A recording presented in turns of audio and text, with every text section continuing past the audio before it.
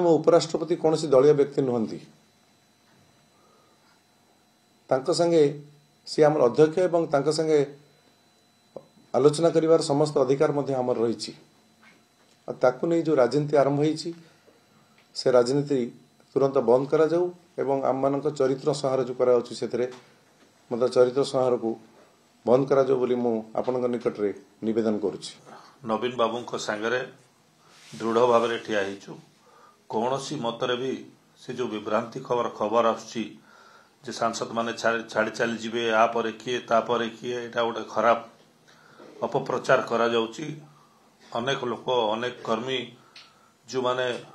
बिजु परिवार संगे जड़ित अच्छा से माने पचारुछंती फोन करुछंती जे भाई एमती कौन खबर देखौछि एमती कौन बाहरछि सेठी पई आमे दृढ़ भाव में खंडन करूछु। आज को 34-35 वर्ष हला मु बिजु बाबू अमल मु भी राजनीति को आसथिली एवं जनता दल धरी बिजु जनता दल पर्यंत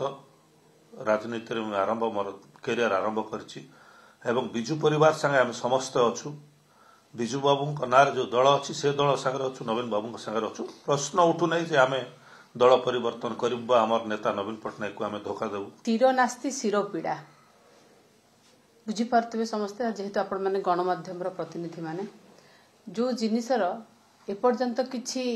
माने आसी नहीं जो कथा को नहीं कि जो फोटो को नहीं कि एते कुदर्थ करी कि एते राजनीति करा जाउची जे आमे दल परिवर्तन करदेबू आ धनकड़ को जो अनास्था प्रस्ताव आछे ताको आमे भोट देबू। आपण माने समस्त जानिचंती 14 दिन दरकार अनास्था प्रस्ताव पई 14 दिन आउ नाही एथरकर कोनोसे अनास्था प्रस्ताव आसी पारु नाही। प्रथम कथा सेति पई म कहली शिरोनास्ति शिरो पीड़ा नई न देखणु नंगला किछि निर्दिष्ट गणमाध्यम आमर जो चरित्र चित्रण करुचंदे आमे पळेई जिवु दल छाड़ी देबू सेपटू पळेबू एभली काम करंतुनी आसुरिक आनंद नियंतुनी आज्ञा अनेक जिनिस अछि भल जिनिस अछि किछि गठनमूलक काम करंतु।